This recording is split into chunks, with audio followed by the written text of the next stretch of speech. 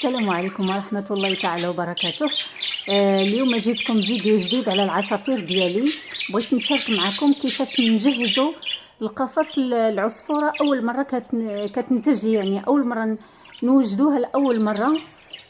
هي العصفورة اللي شاركت معكم، اللي الطفرة البيضاء الألبينو بعين الحمراء اللي شاركت معكم كانت ولدت عندي، اللي هي هذه. ها هي البيضاء، راه تبارك الله كبرات دابا وعندها تقريبا 7 شهور، كملت تقريبا 7 شهور اللي كملت. المهم باش نجهز ليها القفص كيفاش غادي يكونوا المواصفات اللي خاصها تكون فيه. خاصو يكون كبير بهذا الشكل هذا، انتم كتشوفوا غادي نبعد باش تشوفوا.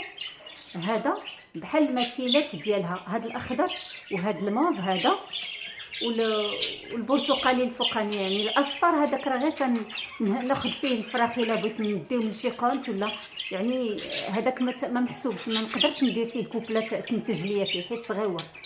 المهم نرجع للمواصفات ديالنا. خاص ضروري القفص يكون كبير شيئا ما، ضروري تكون فيه هذه العلبه. القفص ضروري خصو تكون فيه هذه العلبه، هي فين كتدخل لينا الفرخه تدير لينا البيض ديالها. كاين ديال البلاستيك اللي فيه واحد الحفيره لداخل فين تيرسى البيض باش ما يبقاش يتجعزع. وكاينه هذه عاوتاني ديال الخشب، هاد القبصه هذه الا بغيتو ديروا قبصه ديال الخشب ولا بغيتو ديروا قبصه ديال البلاستيك. المهم هذه ضروريه اكيد. الانثى ما يمكنش تتزوج وما يمكنش تحط لنا البيض، ما يمكنش تلحو لك غير هكاك في القفص. يعني قبل ما تلحو لك في القفص دير ليها البليصه فين وجد ليها كلشي المستلزمات. خاص هذه اللي فيها كيف ما كتشوفوا معايا. ها هو هذا حجر ولا حصى رقيق، ها هو غادي نصور لكم هذا الشويه اللي بقى عندي هنا. هذا الحصى هذا شويه مالح، فيه بحال واحد الرمله مالحه كيمدها بالاملاح المعدنيه. مهم ضروري مهم باش تدخل تبيض. الا ما كانش عندها هذا كتبقى تالفه الفرخه، كتبقى غاديه جايه. وفي داك السلوك ديالها ملي كتبقى الفرخه غاديه جايه، خاصكم تكتشفوا بان راه عندها شي خاصات ولا عندها شي مشكل، خاصكم تحلوه ليها. هذا بالاضافه للرمله كاين ضروري هذا العظم ديال الحبار. ها هو هذا العظم ديال الحبار ضروري، هذا مصدر غني بالكالسيوم، وهو اللي كيمدهم بالكالسيوم اللي هو باش دار القشره ديال البيضه. هو هذا انا دوزت لكم من تحت باش تشوفوه مزيان. بالاضافه للقرعه ديال الماء، هي هذه قرعه تاع الماء ضروري خصنا ديما نبقاو نردوا ليها البال ما تكونش خاويه، ونجددوا الماء باستمرار. عندنا الشوفان اللي هو ضروري ومؤكد يوميا في القفص ديال باجي.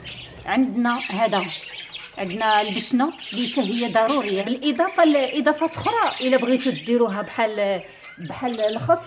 هانتوما كيف ما كتشوفوا معايا، هو الخص انا راح حاطاه ليهم، كديروا لهم العرش ديال الخص.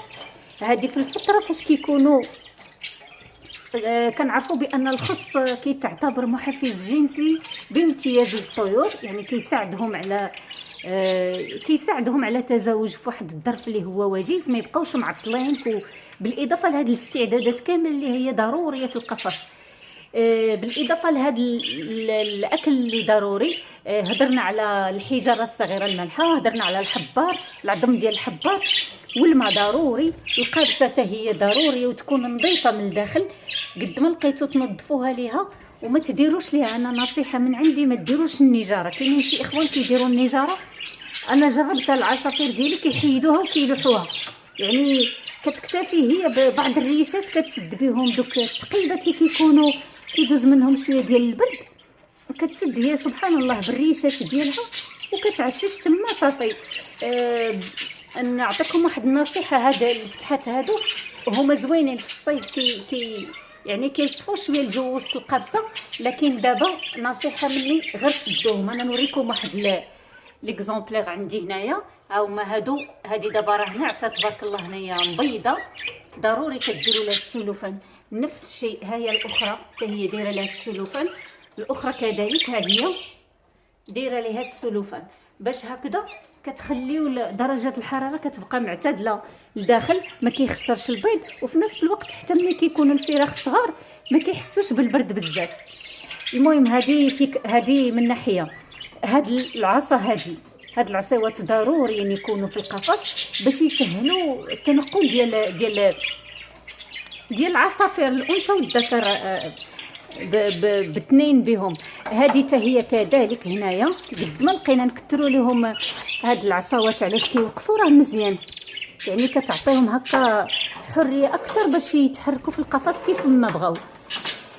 لكن اللي ضروريه هي هاد العصا الخضراء، هذه ضروريه. علاش؟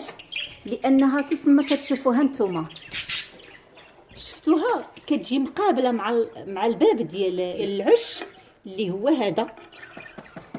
الباب ديال العش اللي هو هذا كيكون الذكر هنايا كيكون مقابل مع الانثى وهي ناعسه على البيض. اي حركه منها راه كتعبر على شي حاجه هو كيفهمها وكيجري باش يساعدها، باش يقدم ليها اشنو بغات.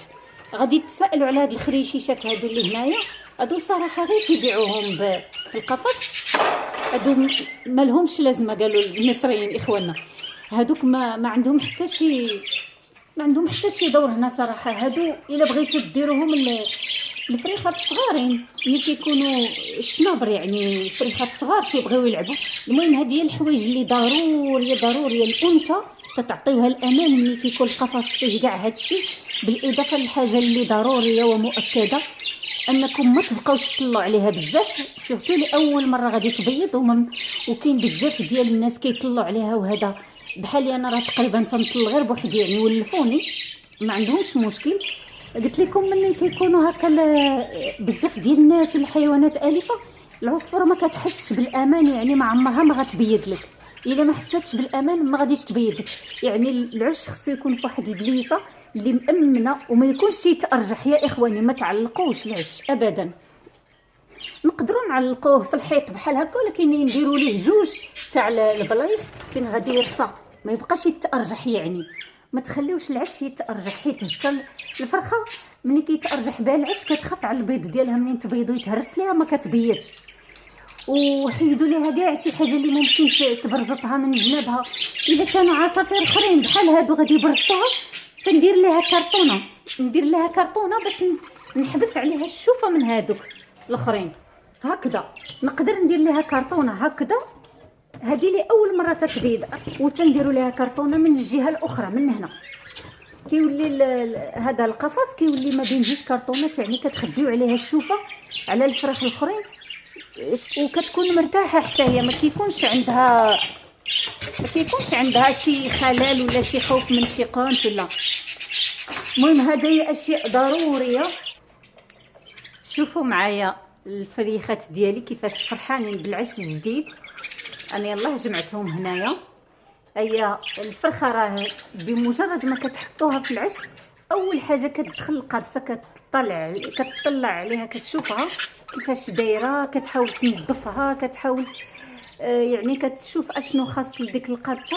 ما خاصش تكون فيها شي حاجه اللي تقدر تاذي وليداتها، شي مسمار خارج ولا بالخصوص الا كانت ديال الخشب بحال هذه. اما هذه دابا ديال البلاستيك، يعني غير خصها تاخذ شي ريشات منها وتسد بها دوك القنيتات اللي منفسين شويه كيدخل منهم البرد. ايوا هكذا صافي. الفرخه ديالنا راه المواصفات كامله عندها الهدوء، عندها الطمانينه. كيف ما كتشوفوا معايا العش راه ما كيتارجح ما والو. كيف ما الصديقات ديالها نتوما غادي تكون مرتاحه هنايا، عندهم الهدوء، الباب مسدود، الشراجم مسدودين. هاد السرجم هذا راه ما كنحلوش، يعني كنسدو ديما. كنخاف يكون شي طيور الجارحه. المهم انا كنتفادى هذاك الشيء، يعني الا بغيت نحل لهم يتشمشوا خصني ضروري نكون حداهم. ما كرهتش نزيد نشد معكم. هانتوما شوفوا الفرخه هانتوما كتاكل الحجر. حتى هذا الحجر هذا راه ضروري. صافي نخليوهم بلا ما نديرونجيوهم. يلا دمتم في رعايه الله، وشكرا لكم على حسن المشاهده. وكنشكر الناس بزاف اللي وضعوا ثقه في القناه ديالي وانضموا ليا لا من المغرب. كنشكر بزاف العيالات كاع اللي دخلوا عندي والبنات اللي دخلوا عندي الفيديو ديال الملاليات، ومن المغرب كله اللي دخلوا عندي الفيديو ديال الشيار. كنشكركم بزاف على الكلام ديالكم كامل والزوين. كنشكركم صراحه من كل قلبي. والله يسهل عليكم ويعطيكم ما نويتوا يا ربي في خواطركم. كنشكر الناس ايضا من الجزائر، من بالخصوص اخواننا في الجزائر، تحيه كبيره لكم، ومن العراق ايضا. هادو جوج ديال الاماكن اللي كيشوفوا بزاف هادو فيديوهات ديال النباتات ديالي. كنشكركم بزاف بزاف واحد بواحد، ودمتم في رعايه الله، والى اللقاء في فيديو قادم ان شاء الله.